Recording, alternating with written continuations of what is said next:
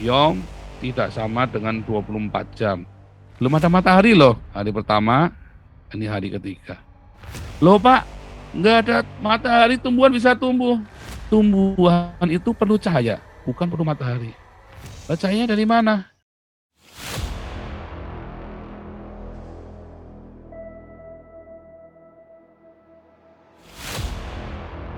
Tapi sebelumnya tolong semuanya di-subscribe dulu ya YouTube-nya dan di-like dulu ya. Selalu ingatkan untuk subscribe dan selalu di-like. Banyak orang dari teolog-teolog, apolog-apologet ketika ditanya tentang penciptaan dia bingung.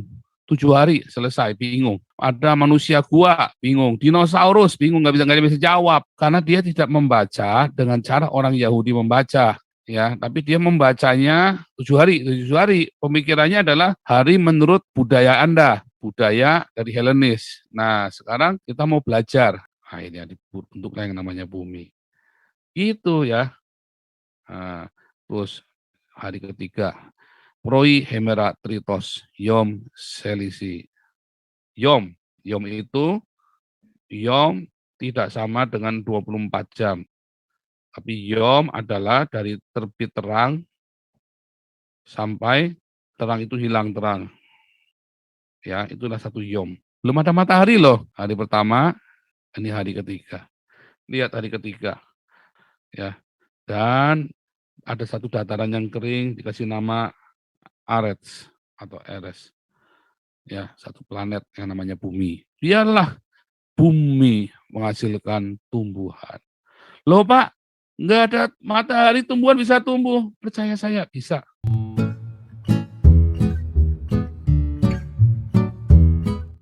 Ya, kalau Anda pergi ke Jerman, ke Belanda, ya di Eropa ini banyak yang namanya greenhouse. Mereka bisa menumbuhkan tanaman tropikal di dalam greenhouse ini tanpa matahari. Ya, bahkan di musim salju pun mereka bisa tetap nanam dengan greenhouse. Cahayanya dari mana? Dari lampu. Karena tumbuhan itu nggak perlu matahari. Ya, itu mitos, salah itu. Tumbuhan itu perlu cahaya, bukan perlu matahari. Nah, cahayanya dari mana? Tadi, tumbukan-tumbukan tadi. Waktu bumi itu baru pertama kali ada, masih ada meteor datang. Itu yang di Arizona itu ya. Yang di Arizona itu yang gede banget, sampai 2 kilometer. Ya kan? Sampai 2 kilometer. Lubang itu kena tumbukan meteor. Terus cahayanya bisa berapa lama? Lama banget. Bisa lama banget. Nah itulah yang namanya cahaya yang dibutuhkan. Tanaman itu hanya butuh sedikit cahaya saja ya untuk bisa bertumbuh. Nah, dimulai dari tanaman perintis, tanaman-tanaman bersel satu, tanaman ini menjadi bersel majemuk, jadi menjadi tanaman-tanaman yang lebih kompleks. Itu ya, jadi tanaman yang namanya vegetasi itu tidak mutlak membutuhkan matahari, tapi cahaya. Ya. Jadi untuk berfotosintesis itu tidak memerlukan matahari, tapi hanya perlu oksigen dan beberapa unsur-unsur kimia dari udara dan cahaya yang tidak harus dari matahari. Tapi dari mana?